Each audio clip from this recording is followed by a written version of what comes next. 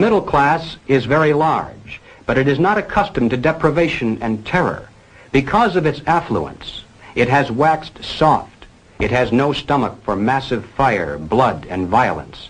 The motive force behind its life drive is its endless pursuit of prestige, conspicuous consumption, and sensual pleasure. A few years of violent, sporadic, and highly destructive uprisings will set the stage for the grand finale. After the stage is properly set through protracted struggle, America could be brought to her knees in 90 days of highly organized, fierce fighting, sabotage, and massive firestorm. The plans and preparations for a communist revolution of force and violence are far advanced. The organization behind these preparations has almost unlimited financial resources, and it provides both training and leadership based upon years of experience in many other countries. Our enemies are deadly serious about their task, and it's nothing short of national suicide for us to continue to ignore their plans and their progress. I came to America expecting to find a nation of free men, but instead I find exactly the same thing. Everywhere I look, I see men and women who know that communists are making headway in this country. They know that something must be done and that someone must stand up to them. But they themselves do nothing. They remain silent because they're afraid that if they speak out or take a stand publicly, it'll be bad for business. They may lose a client. They may even lose their jobs. Or perhaps they're receiving a regular government check and already are too dependent upon some of the very people and programs they know they should oppose. And then he said, these men voluntarily have gone behind the Iron Curtain. They're already taken over by the communists.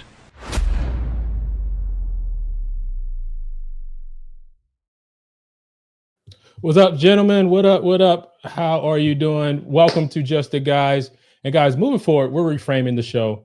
And this week actually proves exactly why we had to do it.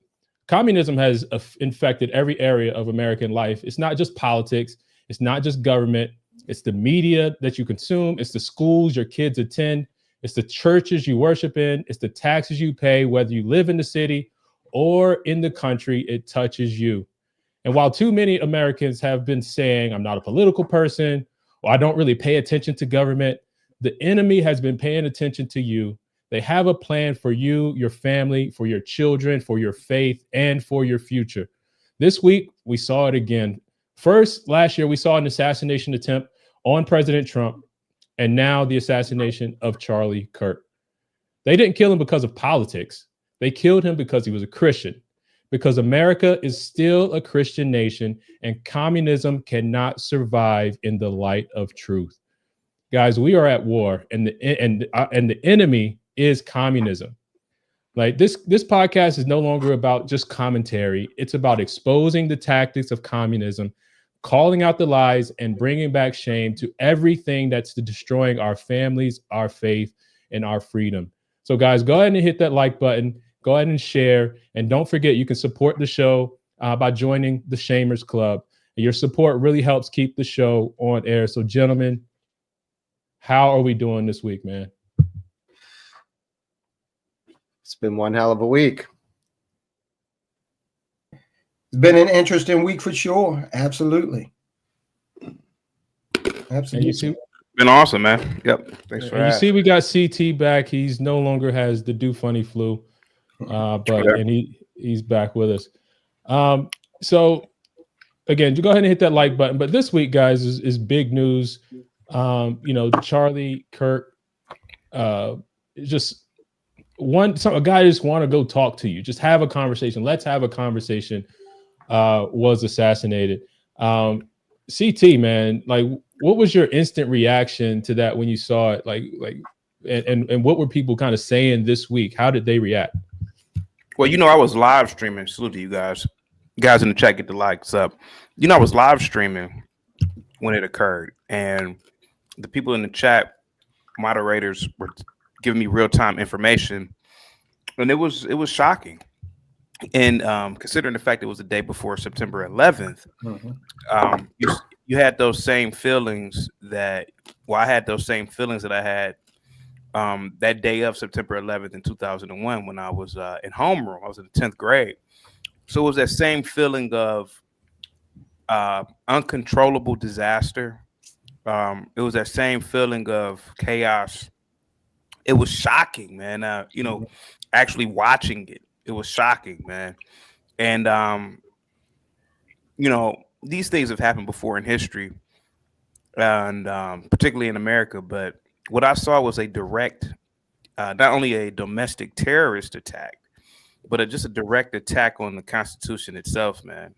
And it was appalling and disgusting, man. Whether you like Charlie Kirk or not, he was a good American, to me, he kind of reminded me of like a Archie Bunker type white American, to be honest with you, man. Just even though Archie Bunker was a fictional character, but he was more like a real. I mean, obviously Charlie Kirk is real, but just blunt, man, just blunt and to the point. And that's what I've always liked about Charlie Kirk, man. But once again, man, it was shocking. Yeah, man. I remember watching the footage, man. Did you see the close-up shot? I did. We saw multiple angles. Yeah, that will never be erased from my mind. Yeah. Go ahead, Gippy, man. Like what was your thoughts when you saw that, man? Dude, that you felt it change right there. Yeah, dude, they offed the peacemaker. Like they offed the guy who was the loudest advocate for moderation amongst his group. I mean, our group, but he literally was the peacemaker, and that's the one they chose to put down. The people fighting for his place are terrifying for the most part, trying to replace him. Half those people are people you don't ever want to know, and half of them have no business replacing him. So, dude, they made a really big mistake. Whatever they were doing, it was horrific to watch. It definitely, I remember we were up on CT's panel and it changed the whole course of everything. We had spent all morning talking about that poor Ukrainian woman in North Carolina. And you go from that and your gear changes to this. It was just like, you felt it. You felt that it's not the same anymore. You know what I mean? Like what he said, September 11th, right? 2001 and everything. Same thing. I'm sitting there eating breakfast, eating Cheerios, watching CNN. And it just cuts to that. Yeah. Now, do you feel like, because there was that the Ukrainian woman, there was Dakara Thompson here in Maryland, but do you feel like this adds to the desensitization of no, violence? I think this is different. See, I think those two desensitized us more. I think with Charlie Kirk, because he was the peacemaker, it shook the core of conservatism because he's the guy you think everybody loves. And what do you see different now from the conservative movement, or just maybe just general American? Quiet ones are loud. People, I know guys, so do you. All of us know guys who are these quiet, hardworking family guys who are, moderate politically, not too engaged, whatever. And some of them are the loudest ones who were impacted by it. I mean, I'm not even the biggest Charlie Kirk fan of all time, but just the fact that who he was and what he did and what his organizations were responsible for. Dude, you messed with the peace. You took out the peacemaker. I can't emphasize that enough. That has to be of all the ones that it's like removing the limiter. Yeah. So soldiers, man, like how did you react, man? Like what did this, because we've seen the assassination attempt on Trump, and I don't think that gets enough press still to this day, right? And then that didn't seem to be enough to now, Charlie Kirk, who, every story I've seen is just framed as a Trump ally. That's what they say. So instead of being able to get Trump, they say, let's get an ally of Trump. Like, how did you see this, man? Because you always talk about the assassinations. What did this make you feel? Initially, I had a friend text me saying Charlie Kirk has been shot. And so my mind always goes into like first responder mode. So I'm thinking the best. I'm thinking, okay, you know, people are gonna respond to this. They're gonna stabilize him. He's gonna be okay. That's my mindset. Okay, so that's how I'm thinking about it. But then as events started to unfold, you know, because I got the news, and then it was maybe about a half hour later that I was able, because I was engaged in other things, to see, you know, the actual incident occur. So I saw that, and then you guys talked about 9/11 and some comparisons there.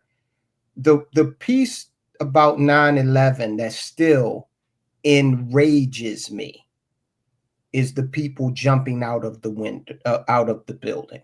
Mm-hmm. Now, the reason I've had, you know, of course, over 2 decades to think about why this puts me back in the exact same place when I saw it on that day is because that was absolute, utter hopelessness. Okay, you got fire behind you, and then you got certain death in front of you, right? Certain, but not instant. Okay. So when I saw the guy, did you see the guy who was like celebrating? Yeah, I saw that one. When I saw that guy, and then the camera kind of pans over and you see Kirk slumped over, man, I got the exact same feeling of rage that I got when I watched the people jump out of the buildings, because I'm like, that's not, this dude celebrating, that's not even a human being. And think about this. He's doing that while this man, father of 2, husband, who was there in a nonviolent capacity, is dying, or at that point may have already succumbed. Okay. And he's doing it while everybody else is just trying to get out. He took the time to display his full demonic characteristics. So that absolutely enraged me. And if you guys will just indulge me for 1 quick minute. We talked about this on Soldiers of Finance, and one of our viewers, several actually, brought up this poem by Alexander Solzhenitsyn. Okay. Mm-hmm. And the poem is as follows: the most terrifying force of death comes from the hands of men who wanted to be left alone. They try so very hard to mind their own business and provide for themselves and those they love. They resist every impulse to fight back, knowing the forced and permanent change of life that will come from it. They know that the moment they fight back, their lives as they have lived them are over. The moment the men who wanted to be left alone are forced to fight back, it is a form of, I have to say, self-deletion, but you know the word. They are literally killing off who they used to be, which is why, when forced to take up violence, these men who wanted to be left alone fight with unholy vengeance against those who murdered their former lives. They fight with raw hate and a drive that cannot be fathomed by those who are merely play acting at politics and terror. True terror will arrive at these people's door, and they will cry, scream, and beg for mercy. But it will fall upon the deaf ears of men who just wanted to be left alone. And I think that this Charlie Kirk thing, on top of the young lady from the Ukraine, because we saw that. I'm not discounting Miss Thompson, the young lady that was killed here in Maryland, by any means, but we didn't see it. Okay. These 2 incidents in rapid succession have changed something in America. Yeah. Yeah. But this is a thing that I want to expose, especially now on this podcast, is because we have been desensitized to a lot of the communist plots that have been going on It's almost like the enemy has this central plan, right? And they have scattered everyone to focus on specific micro battles, right? So you can't, one, it keeps your attention from the real thing that's going on, and your limited resource. You think about all the things, especially like the conservatives, quote unquote conservatives, are fighting, right? They're fighting these individual battles, whether it's the schools, or whether it's church, or whether it's whatever it is. They're fighting in these individual silos, and what that does is limit resources. It limits time, because you can only do so much, and then you got people still not wanting to speak out because it may limit their economic opportunities, right? So we are at a point where we have to identify what the enemy is and cut it off at the root. Communism has well-documented plans, well-researched, not even theories, but well-documented action items that they have instilled into pretty much every aspect of American life. And again, we're going to go on a journey on this particular podcast on exposing those things. But to me, it's crazy. So a lot of people didn't, like you said, you talked about the guy celebrating. A lot of people took joy in seeing Charlie Kirk get assassinated. I actually want to get you guys mad for a second and play this one in particular, and get you guys to react to this. So let me refresh so I can start from the beginning. Death of Charlie Kirk. You're a bad person. You're going to hell. Man. Fuck Charlie Kirk. The off-ramp to the high road is closed. We are not going to be made to feel bad about y'all bullshit hero that consistently spewed harmful rhetoric, that consistently put people's lives in danger with the bullshit platform that he was given by all of you racist goofies. This has nothing to do with conservative versus liberal. This has nothing to do with Democrat versus Republican. This has nothing to do with the left versus the right, because that's what y'all going to prop it up as. And the alleged suspect is an old white guy. But I bet the mainstream media won't be talking about white-on-white violence. They won't be talking about gun control. They're going to say there was an isolated incident by a lone shooter. And they're going to hold off the identity for as long as they can, and it's going to end up being a white guy. But we're not talking about these dangerous white men. If you're celebrating the death of Charlie... Who wants to go first? All right, Gimpy.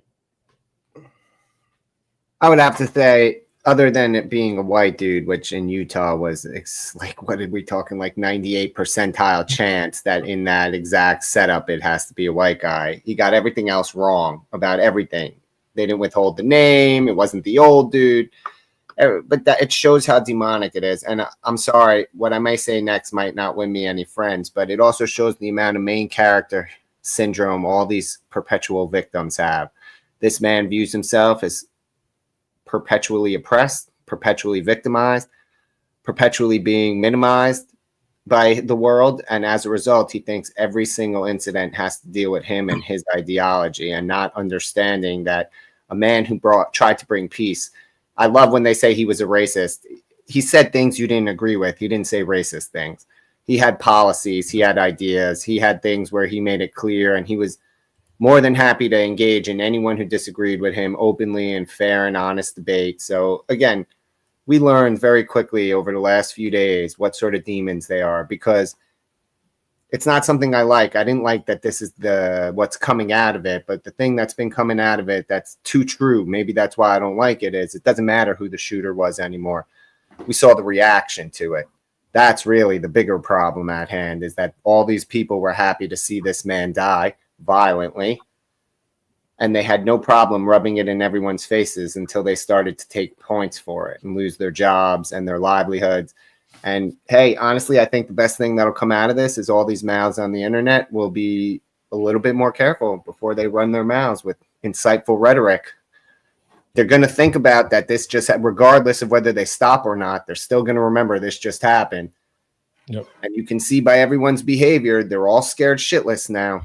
Everyone's scared shitless who's been inciting people for the last 10 years. All of them, both sides of the fence.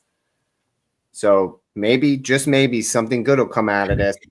And it'll be that people learn to use more accurate language, precision language. So next I'm gonna play a clip of the gentleman that was asking the question, but I think this kind of plays to the point. It's not that communism wants you to stop talking, right? They don't mind people talking per se. They don't want people asking questions, especially people that are curious, right?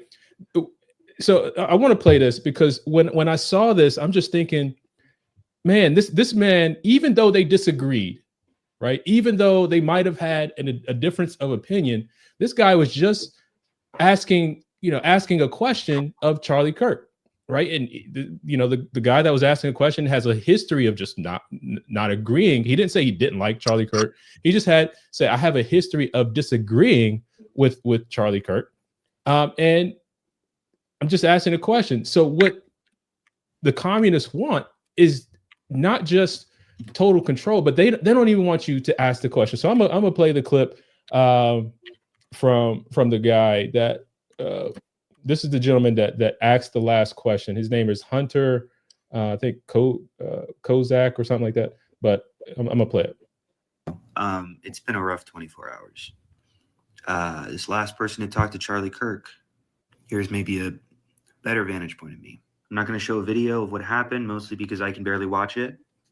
But yeah, here's what I asked them. First off, you sick psychos that think this is the answer, it's not.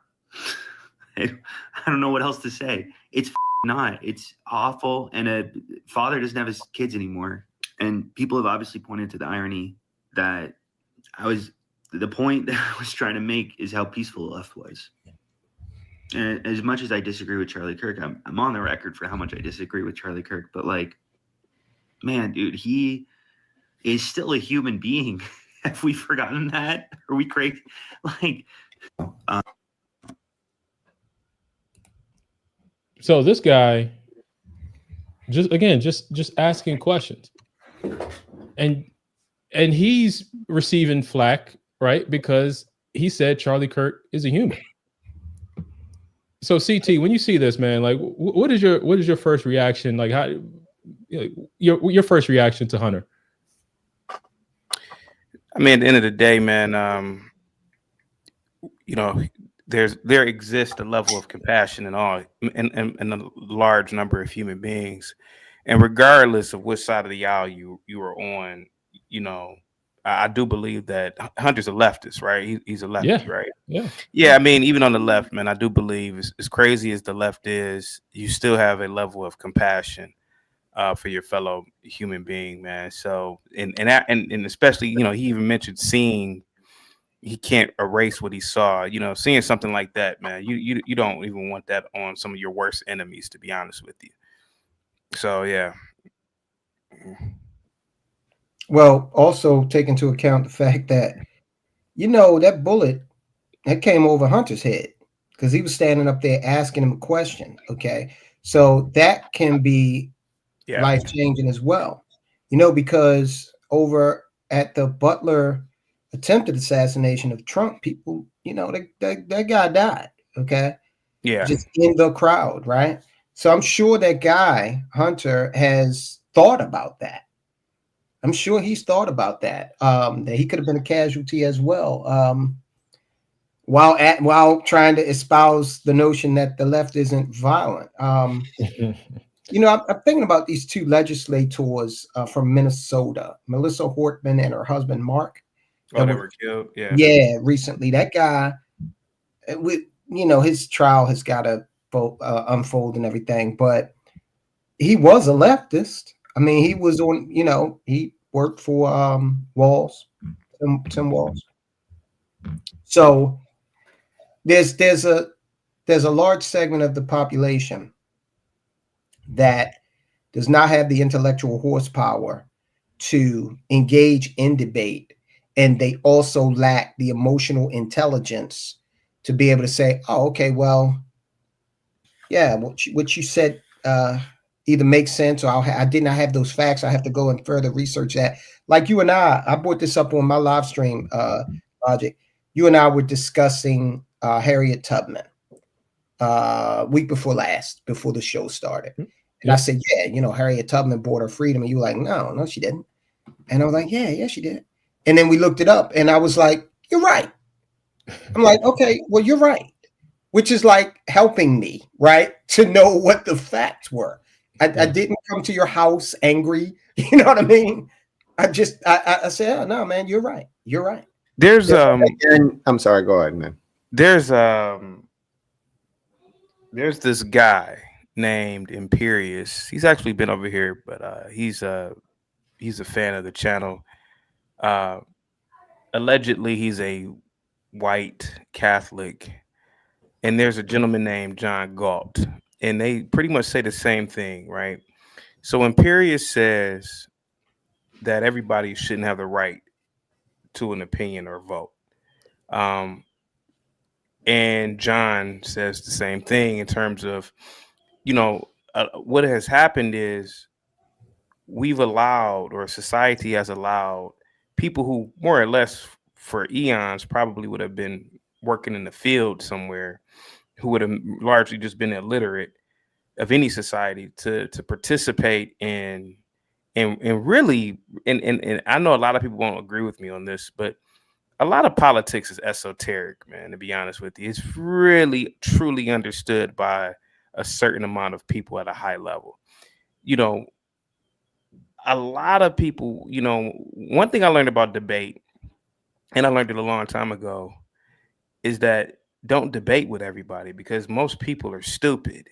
And that's what Imperious argues, and John pretty much argues that, you know, for the most part, this person should have a shovel in their hand, right?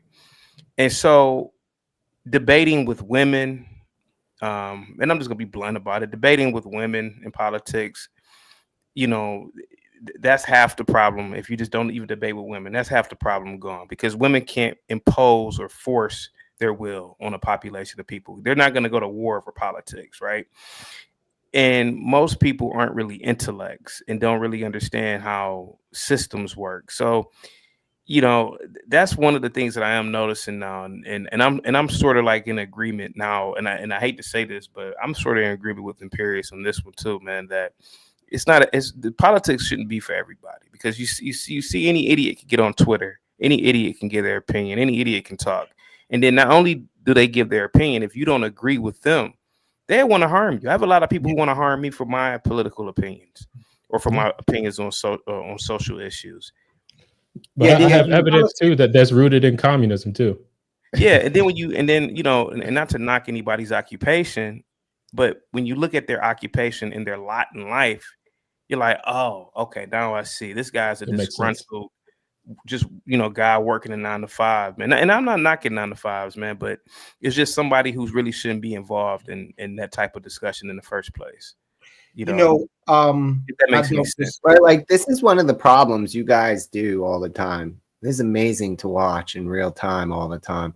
You guys are 20%ers. You're part of the elite crew of humans that use most of their brain. No, you are. It doesn't matter. You could shake your head and say you're dumb. I sit and watch you next to the other 80% every day, bud. So by default, we know you're part of that 20%. You guys keep thinking that they think like you. You know why you can't debate these people? Because they don't go to debate. They go to defeat. They're not looking for a fair exchange of ideas. They're looking to crush their enemies. They're not coming to find compromise or be enlightened or literally have a fair exchange of ideas. They're literally coming for intellectual violence. Yeah. They all think they have the gotcha, that they're going to catch Charlie Kirk or whoever it is across the table from them. I watch it every day on CT show. You watch it every day. It's the thing that gets millions of clicks across the internet every single day. But dude, these people define themselves by this. We know a guy, calls himself Linwood, comes up on the panel. Yeah. He's a guy, he's not a bad human.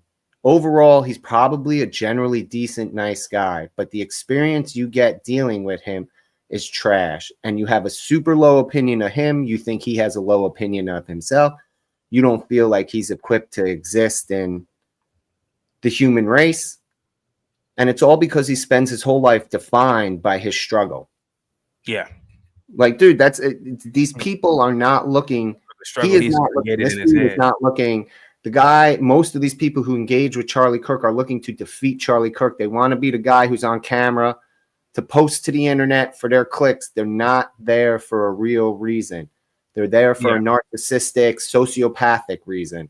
And that is. But do you think don't you think there's still a need for that though? Because I'm not against him doing it. I'm just saying that you have to remember that you're putting your risk in your own hands because you're dealing with people who can't see beyond the argument to begin with. Let me respond to Gippy real quick, because if you take this guy, right, the one that's asking him the question, yes, he's up there, but it's almost like if you take the mic like that, like it's almost like there is some level of being open to being. He wasn't looking to be enlightened till a 300 blackout whizzed past his head. I'm sorry. I'm sorry. He was there to defeat Charlie Kirk and be the man who has the video clip for all eternity of defeating Kirk in his hometown, right? Like on his home turf. Stop. You're giving him a post 2020 hindsight look. No, that guy, when he was up there, he was thinking, I have the argument that's going to beat this guy. The only reason why he has any humility is he recognizes his mortality in the moment he's facing, and he rose to the challenge and showed he's a good, decent human, versus the hundreds of thousands of people across the country who showed they're pieces of trash. What I'm trying to say is those hundreds of thousands, you can't beat them. Like, you can't engage with them equally. They're not looking for the same thing you are. Kirk is there participating in the Socratic method of debate, which you would think would be something that was welcomed on a college campus, right? But really, let's talk about what college is today. College is not about intellectual enlightenment. When Socrates was doing this, okay, that's what it was about. Today, college is about it's a big racket.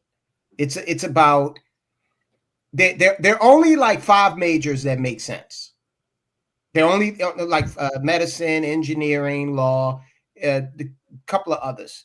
I don't want to hear shit about music. Okay, either you got it or you don't.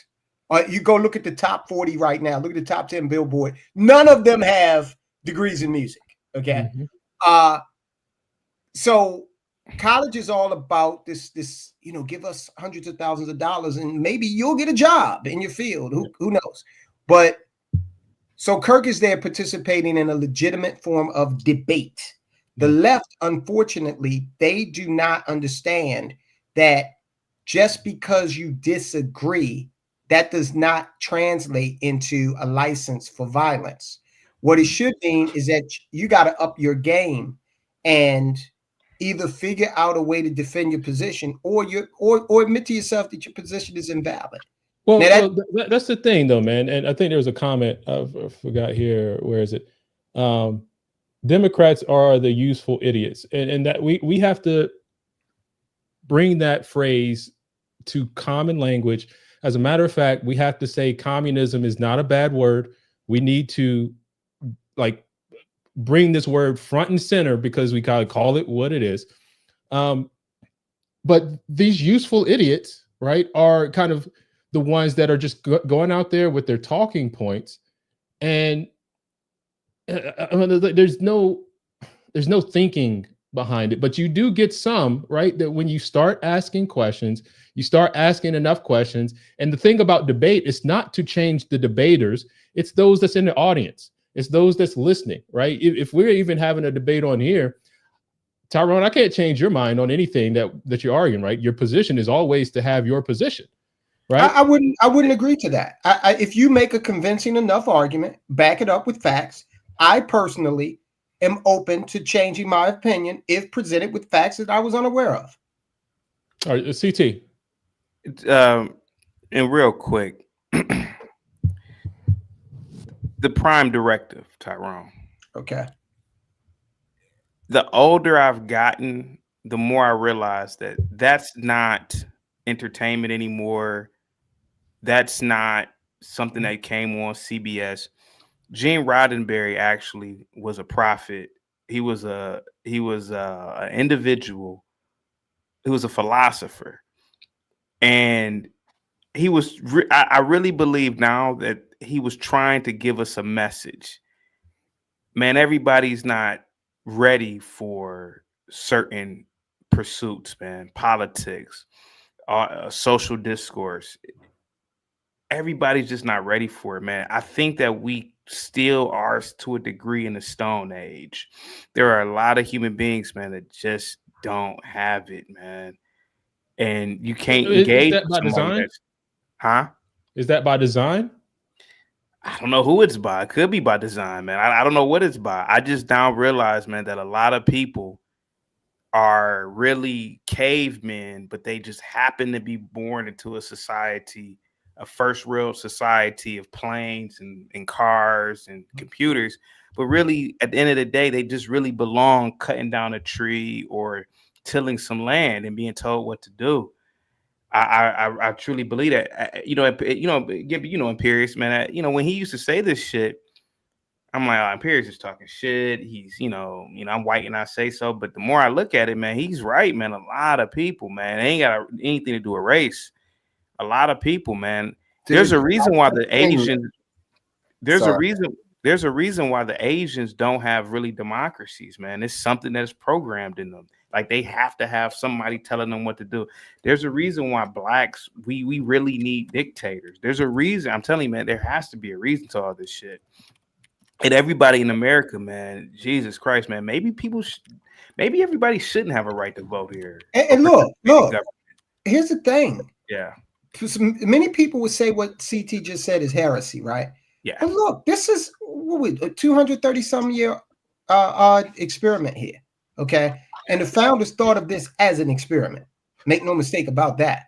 They didn't come into this saying, "Oh, we're right," okay, and this is gonna last for 1,000 years. They said it's good for as long as you guys are able to keep it, okay? So, and look, I've long thought that there should be a distinction between a citizen and a resident. And just because you were born here does not automatically make you a citizen. In Tyronistan, this is how it works, right? So you have to come to the table with some buy-in, okay? It's merit-based. Starship Troopers makes more and more sense every year we get older. Property, you have to own property, be that a business. Dude, no, service equals citizenship. But hold on, Gimpy, real quick. I'll land the plane. But I'm sorry. No, you're good. The fact that we have equivalency, especially in the realm of politics, right? You got these news channels that give people the false impression, gives everybody the false impression that they're just a U.S. senator in waiting. Okay, that nobody ask the average man on the street what the 3 branches of government are. Okay, and just get. But listen, man, this is why we have to expose communism too, right? Hold on. This is why we have to expose it, because it wasn't always like this, right? Our education system wasn't always this terrible. Yeah, but our education system set this up. Don't you understand? Exactly. Exactly. No. I don't mean the hijacked part, post being hijacked. I mean the original version of it being the Prussian system. The whole purpose of the system was to create just smart enough workers to push the buttons instead of free-thinking people who can comprehensively think and analyze data being fed to them instead of being propagandized. We created lemmings by design to work in factories. So stop. The education setup here originally is the problem. What Gimpy just said is real. That is the actual design of the Prussian-based school system, which our public school public school system was based on, and that set us up to be easily overcome by propaganda because we created automatons instead of thinkers. That's why when you go to college and they feed you with any brand new idea that you never experienced before, all of a sudden you're ultra radicalized, left, right, up, down, whatever, because your brain isn't trained to critically think and desensitize yourself from getting overrun by new information.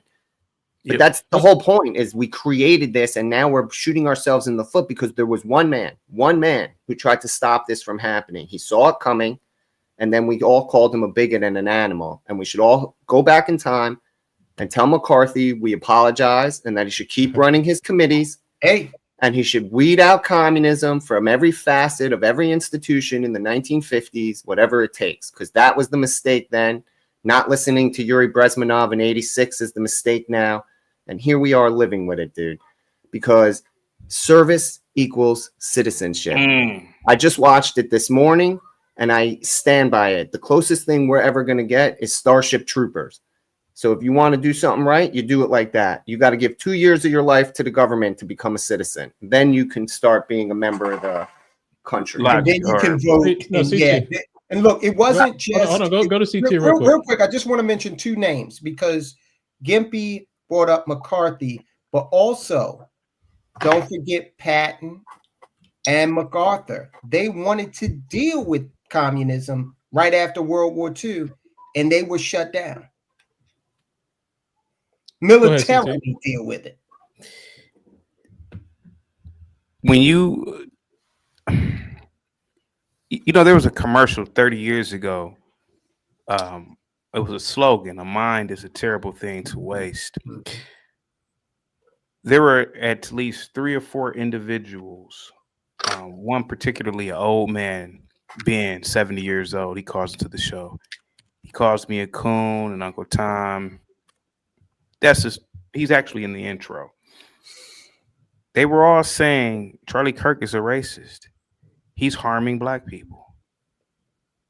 I think Ben, if I'm not mistaken, Gimpy even said, "Oh, he has policies and he was doing this." I'm like, can you name me the law? Can you name me the policy?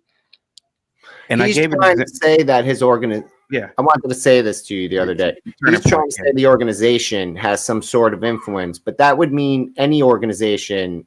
Yeah, will have influence. But see, nature. But then I asked Ben.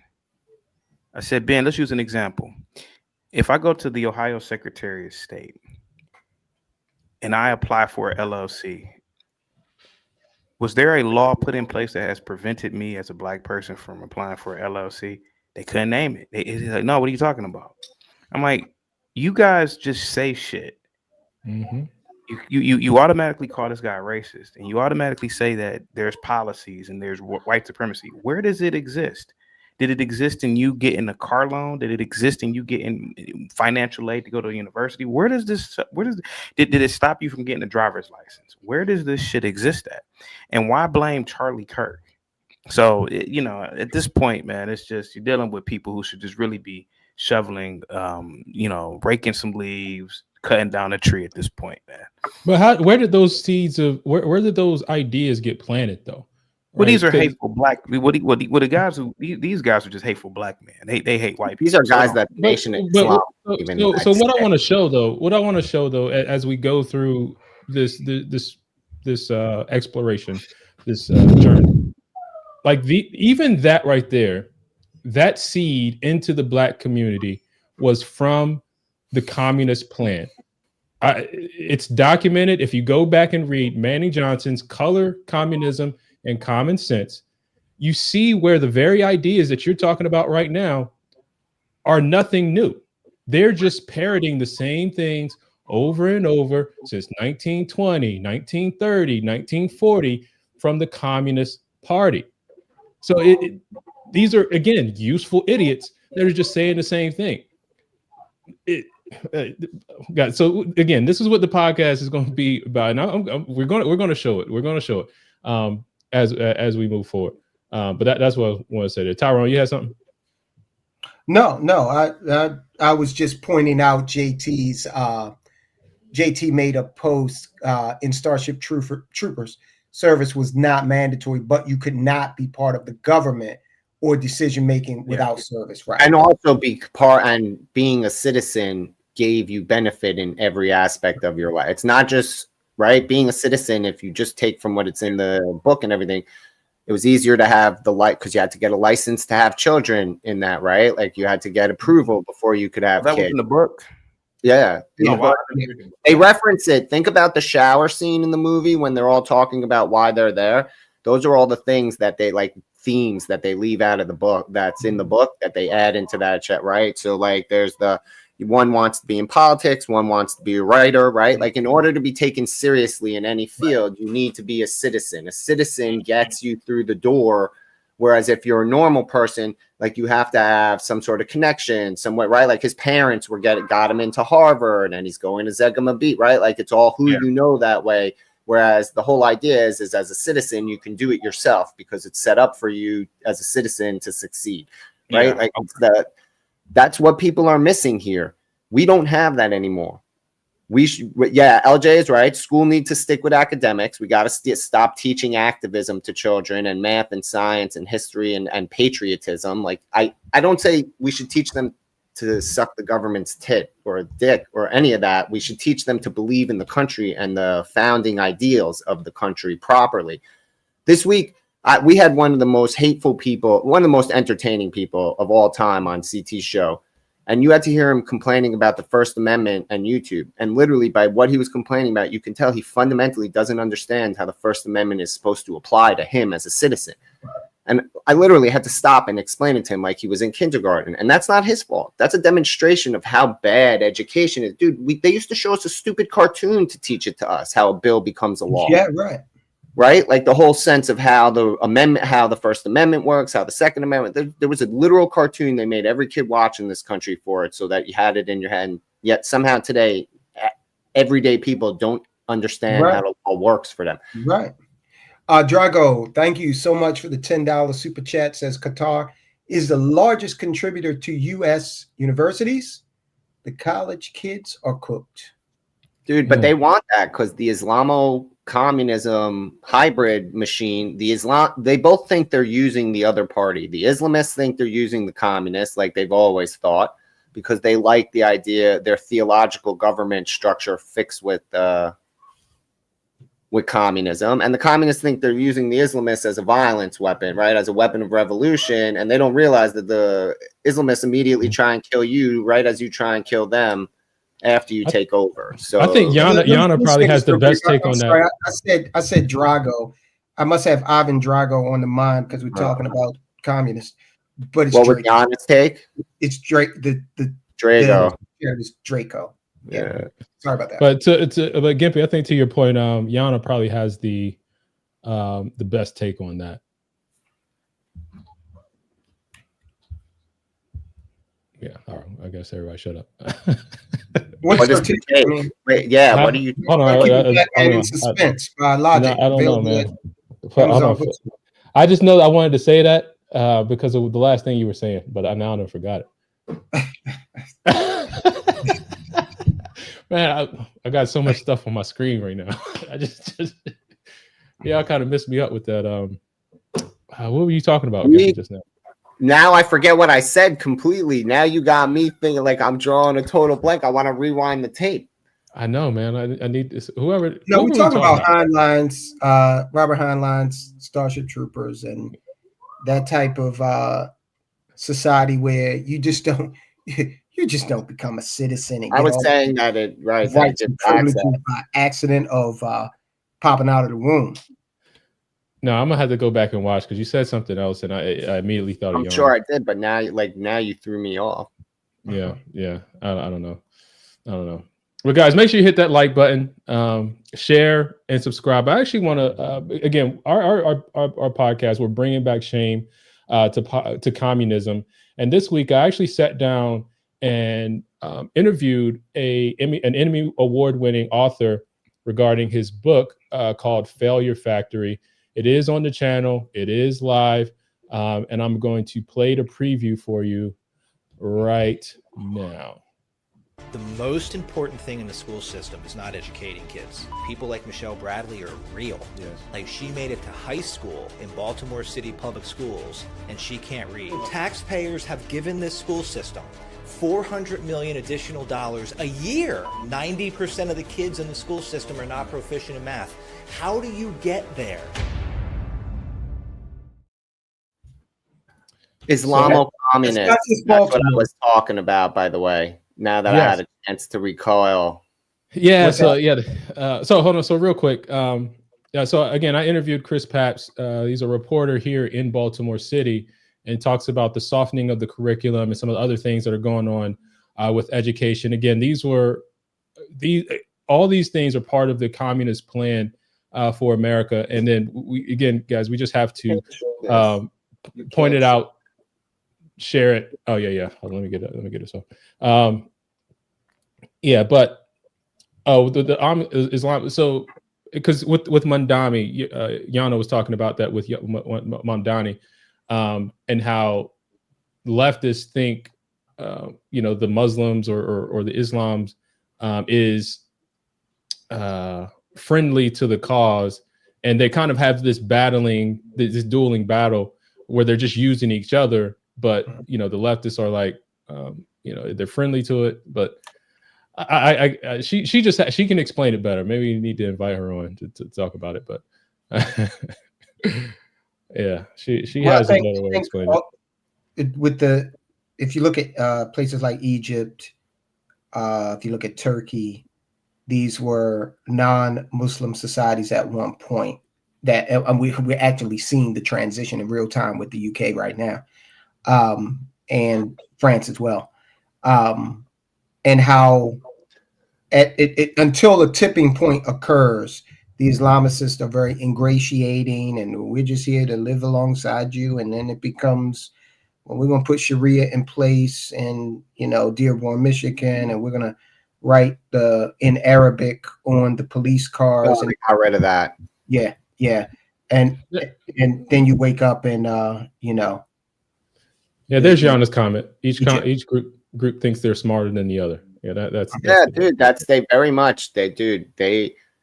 I'm sorry. Like, the funniest thing that we're watching, no matter how divided we are on the right, ultimately we have way more in common on the right than we have apart. On the left, the things that they don't have in common that are against their, like, that tear at their, you know what I'm trying to say, their group, right? Like their collaboration will be the things that they try and murder each other over as soon as they have power to fight over.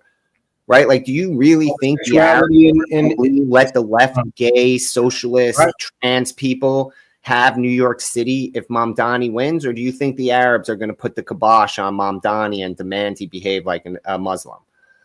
What do you think that's going to go down, man? Especially because I know everybody doesn't like to talk about this, but Islam is the most casted system of life on earth, right? Arabs who are Muslim think they're better than all forms of Muslims everywhere else on earth, and that they're the superior because they're the original Muslims and the followers of Muhammad and his descendants, and everyone else are converts.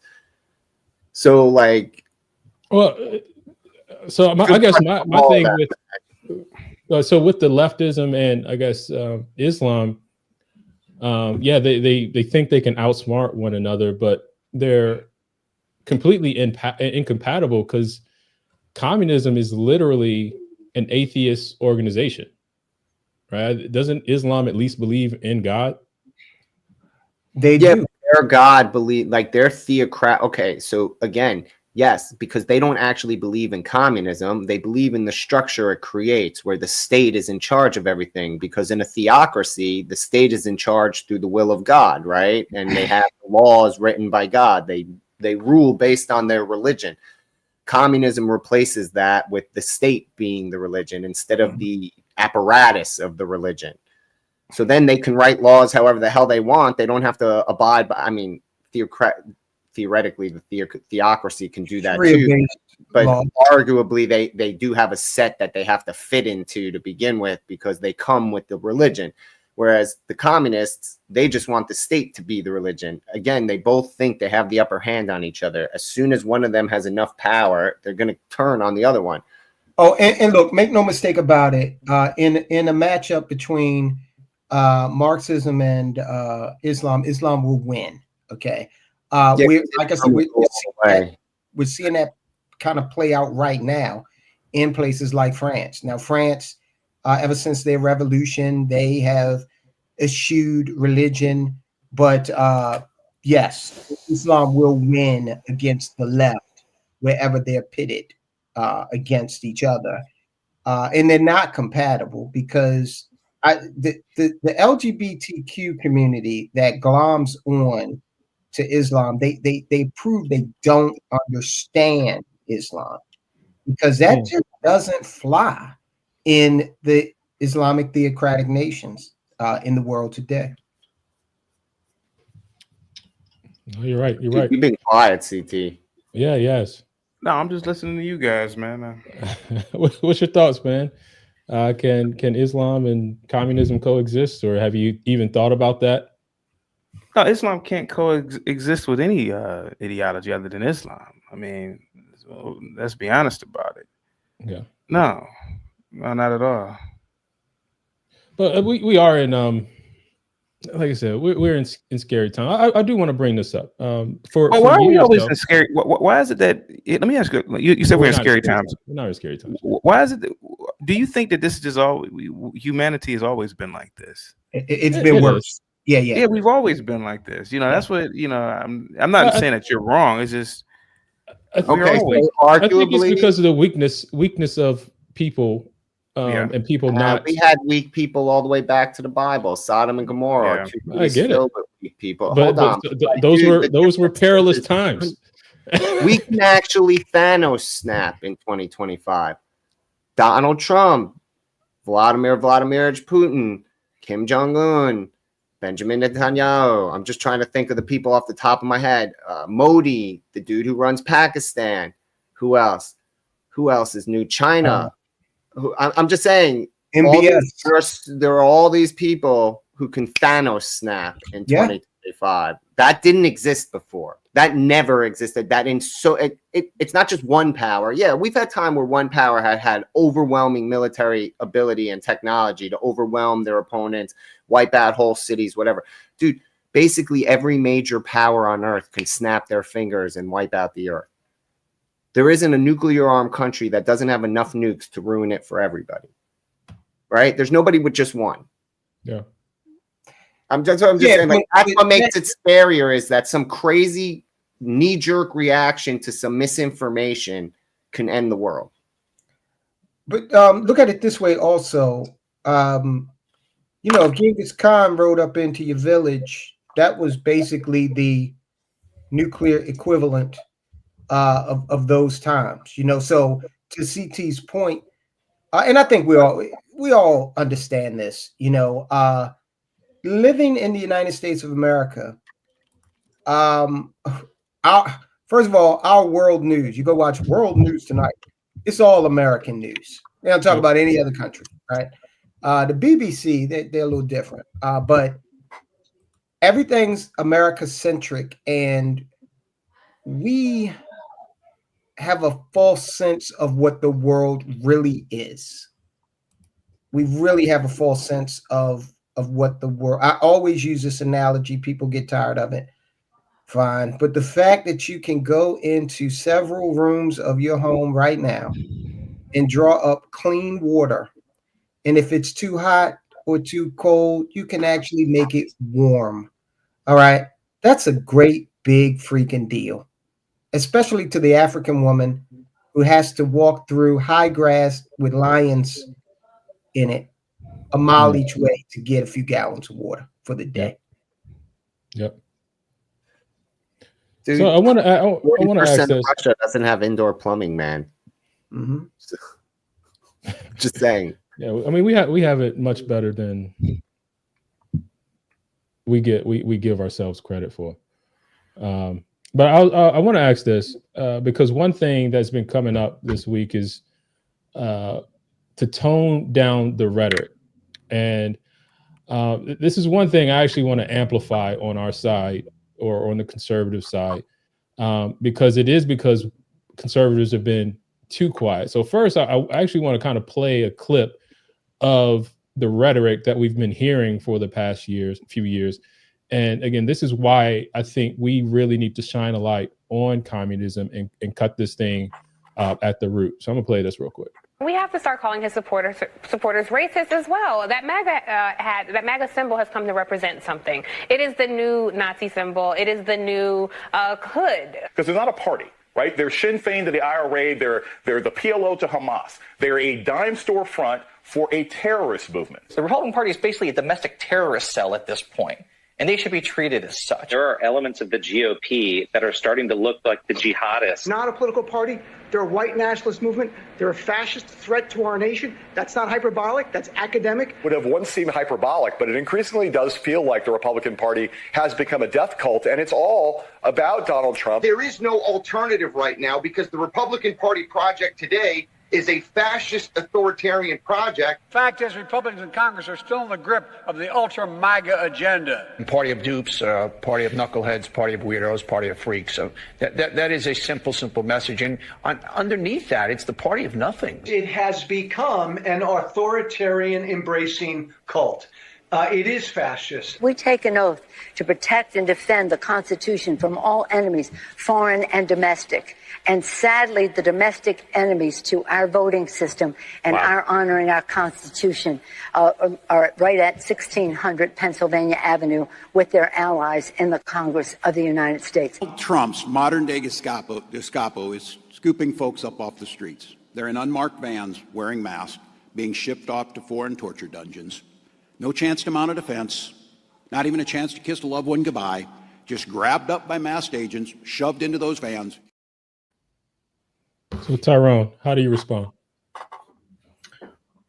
Well, I mean, there's a lot of projection. You know, the left is really good at projection. But you saw their media apparatus, and yes, it is the left's media apparatus. Go watch church committee hearings or read the transcripts. And you saw high-ranking Democrat officials on up to the President of the United States, former Speaker of the House, Nancy Pelosi, basically sending out dog whistles to their brown shirts. Okay. That's basically what was going on. Radicalizing people. Madonna, you remember when Trump won the first time and they had this woman's rally? Okay. And then Madonna made these inflammatory statements about what she wanted to do to the White House now that Trump was in it. And so, of course, the Secret Service paid her a visit, not because they thought Madonna was capable of doing it or really even wanted to, but because they know that she has the ear of millions of people. And so the same is true with the Hollywood for ugly people, like we saw Nancy Pelosi and Walz and Biden and others. When they keep hearing this, one of the first techniques of warfare, and we've had it played on us as civilians. Every time before the U.S. goes to war, there's a campaign to demonize whoever the hell we're going to war against. Okay. Not the leadership, but the people, right? So that it'll make it more palatable for us to get into this thing. They're using the same tactic against roughly 51% of the American public. Yep. CT, how do you respond to that clip, man? My camera went on. My thing went on. What'd you say, Logic? I said, how do you respond to that clip of all the rhetoric and people telling the right to tone down the rhetoric? How do you respond? I mean, again, man, we're at some sort of what is it, impasse, or the left is willing to fight. You know, the left is willing to come together. They've been doing this. They stick together, man. I've been around a lot of lefties, man. You know, I actually live in a leftist, lefty community, man. They want to manage and control discourse. They want to manage and control the paradigm. And to me, that is a declare of war. You know, I really feel as though you should say whatever in the fuck you want to say. That's what the founders wanted. At least the way I interpret it, that's what the founders wanted. I believe that you should be able to say whatever you want to say. Yep. If you don't like the freedom of speech here, leave. But the fact that the left can dictate, who and what and where you can say things, only goes to show you how weak the conservatives are and have been. To be honest with you, that's true.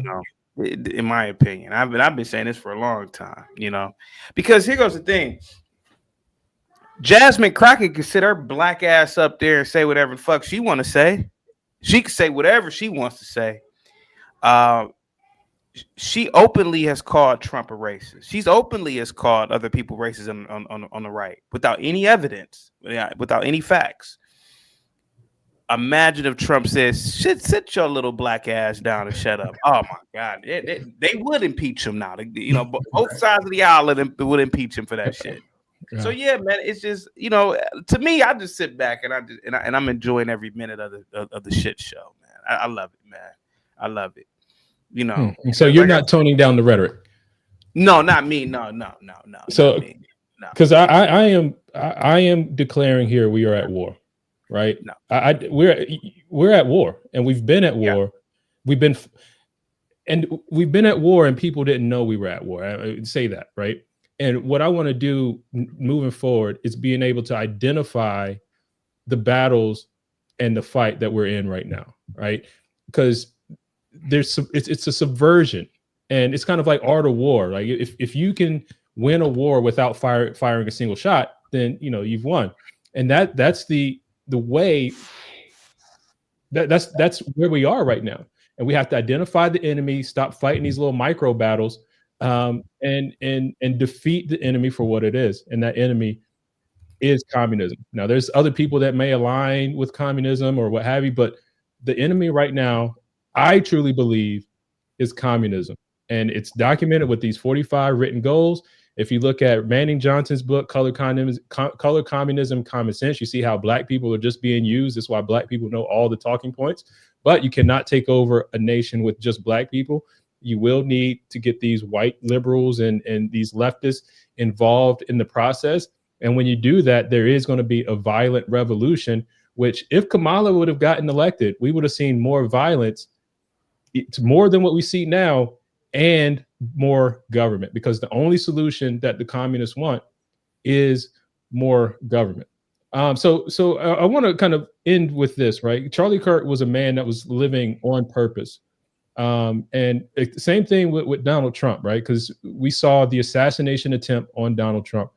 And then we see now this assassination on Charlie Kirk. Now, the big thing that I was thinking about was his family. And you know, talking about, because I don't want to do this to you, dude, but before you move on, I do have to point it out, since no one said it in that clip you showed us. There is one good silver lining. 2 people in that clip have lost their job this week. Right on. So 2 people have lost their job. Charlie Kirk, just so you know, the bald guy with the glasses is the guy who said that stuff that you get what you give on MSNBC. Yeah. That's him. Yeah. And then the second person in the clip lost their job for tweets or something. Yep. So that's good. I mean, we're seeing little elements of corruption, but guys, this is an entrenched system. I mean, this stuff has been going on now for 100 years, right? And because it's that slow moving system, the source has been hard to identify. And that's what I want to call out right now. The plans have already been laid out. They're checking off the list of the goals. So that's again what I want to call out. But going back to the last thing I want to mention, again, Charlie Kirk was living on purpose. Donald Trump is someone that's living on purpose. And I was just thinking about their families, right? The mom now that is a single mom, basically. But this one, it's one of those things now that I'm like, that family's going to be okay, because there's going to be no way those kids don't know who their father is, right? Because we talk about in the black community, or just the single parent community, these kids don't know their fathers. Right, but hold on. There needs to be a distinction. She's a widow. I don't want to put the single mother thing on it, because she's a widow. Yeah, so she's a widow now. So this was not in her control. Yeah, absolutely. You're right. I appreciate that correction. But how do you see? How do you guys kind of see that aspect of living on purpose? Because that's where we are now, right? And as men, we have to live on purpose. So, soldiers, I'll start with you, man. What do you think about that? No, I totally agree. I think that more men need to,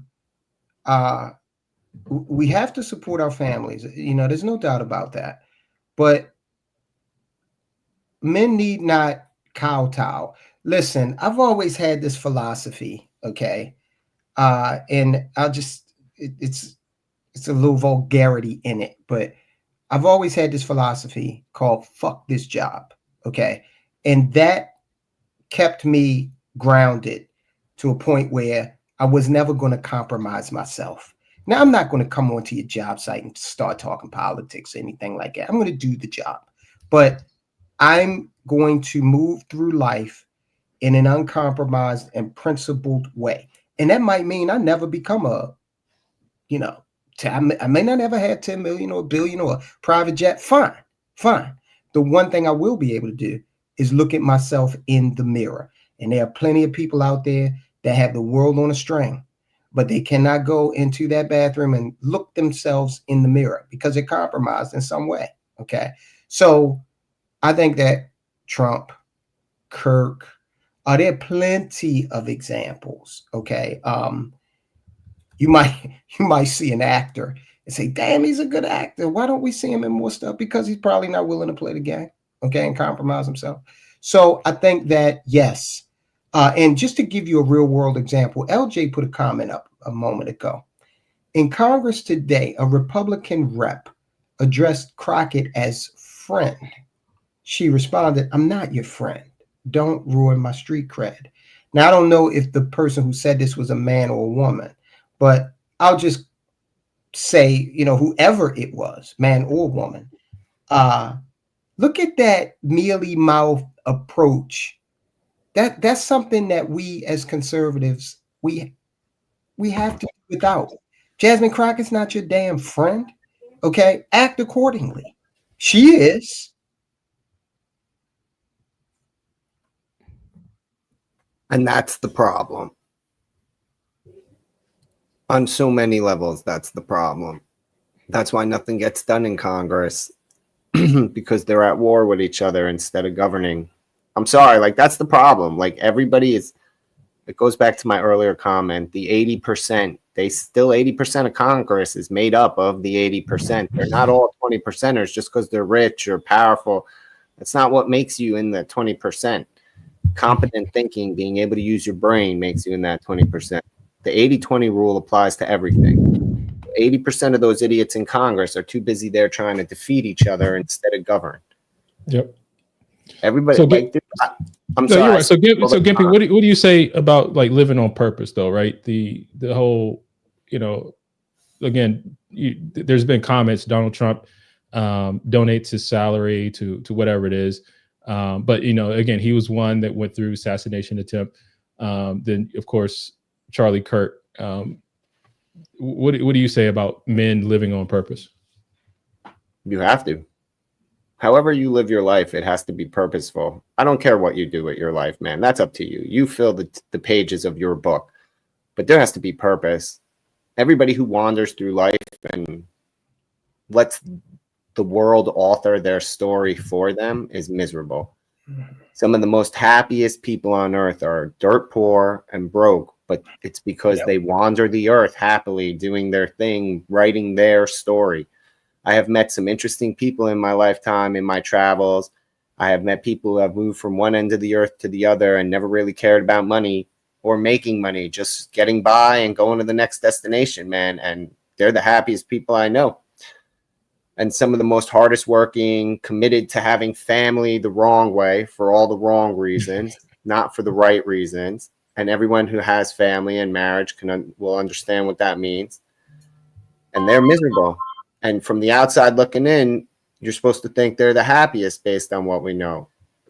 You have to have purpose. Without purpose, you can live a perfect life and it be meaningless. And with purpose, you can have one of the weirdest, most messed up existences and be the happiest man on earth. Right on. So CT, man, I'm gonna challenge you, man, to give people a word of encouragement to live on purpose. I mean, I think you are one that lives on purpose every day. I mean, you get up there and face these radicals. You give them, I don't know how many, 6, 7, 8 hours of your time a day. And yeah, I don't know. I don't know how you do it, but give the people something encouraging to live on purpose. One thing. That's it. One thing. That's the Just answer. do one thing. Just one thing. One thing. That's the answer. I climbed all the way up this damn mountain. And the Oracle told me one thing. One thing. Logic, I want billions of people to listen to me one day. That's the reason why I get up every single day to talk on the ethers of YouTube. Or would it Ben say, Gimpy, the ether of StreamYard or something he said? I can't remember. He said the ethers of StreamYard. Ether of StreamYard. Yeah, man, because it's one thing I want to do in life, man. I want to be the voice of the planet one day. Whether it takes me a year or 50 years, it's one thing. That's all I want to do. I want my voice to ring out everywhere. And that's living on purpose. This, when you think about it, man, it is pretty deep, man. Because like once you find your purpose, what's that phrase? There's you have two important days of life, like the day you were born and then the day you find out why. I've heard that.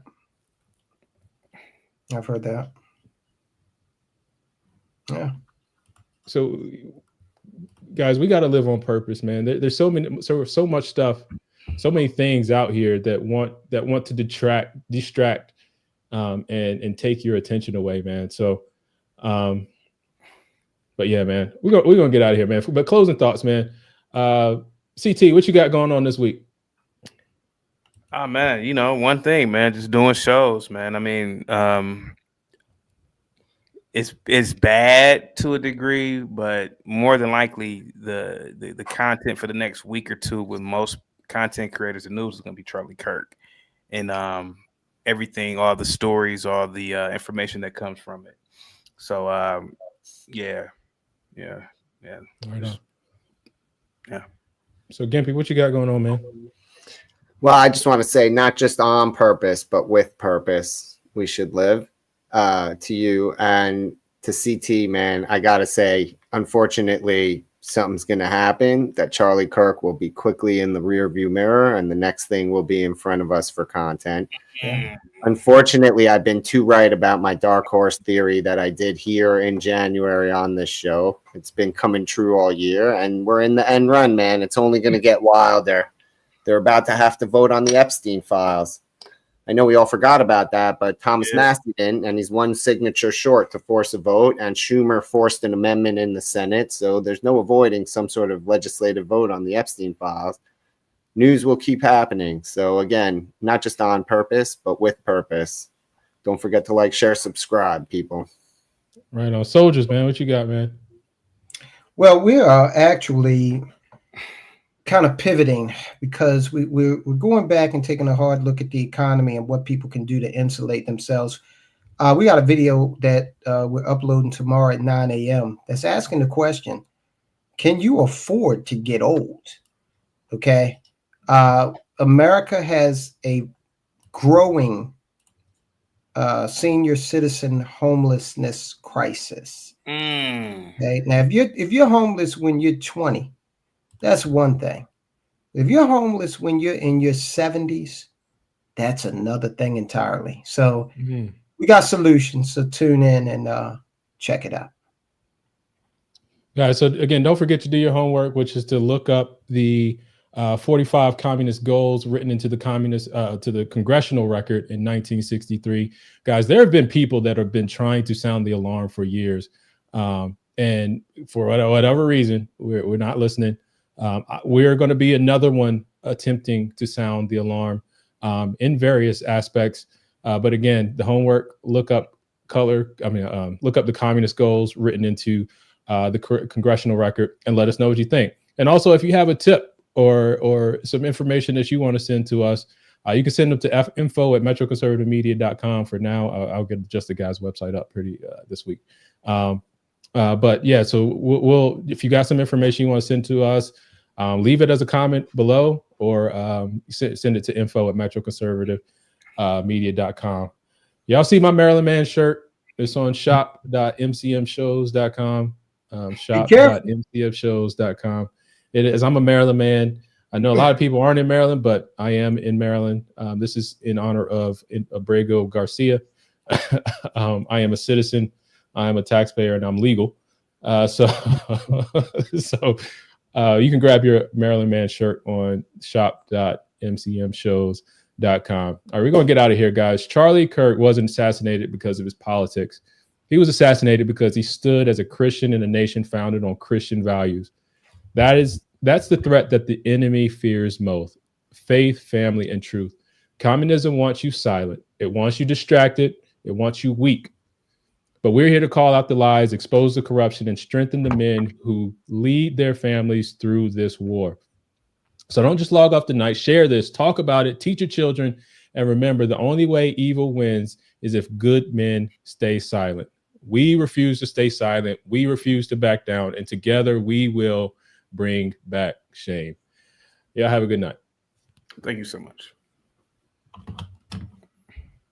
The middle class is very large, but it is not accustomed to deprivation and terror. Because of its affluence, it has waxed soft. It has no stomach for massive fire, blood, and violence. The motive force behind its life drive is its endless pursuit of prestige, conspicuous consumption, and sensual pleasure.